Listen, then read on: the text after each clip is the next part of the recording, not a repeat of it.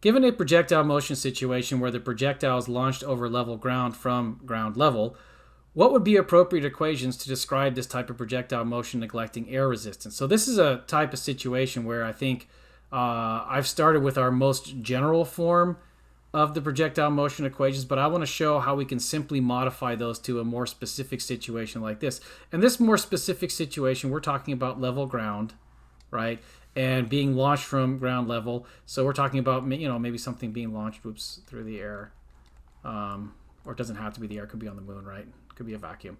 But there's gravity, through the gravity. I wish we would speak that way, right? We say we're launching a projectile through gravity, not through air, because we're neglecting air resistance.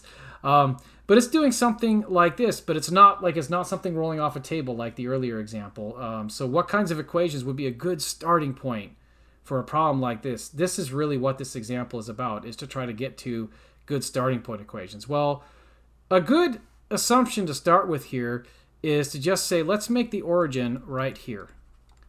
And that's going to result in a couple simplifications, because that means that the initial horizontal position is equal to 0.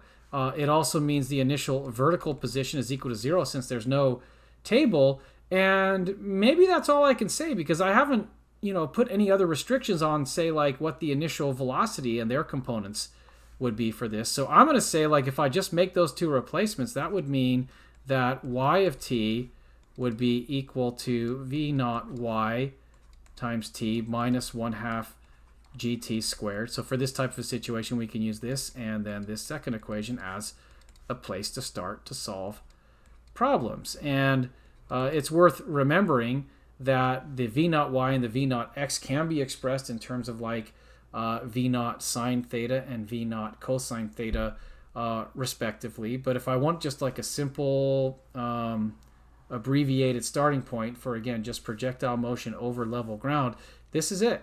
So let's check the answer and see how it looks.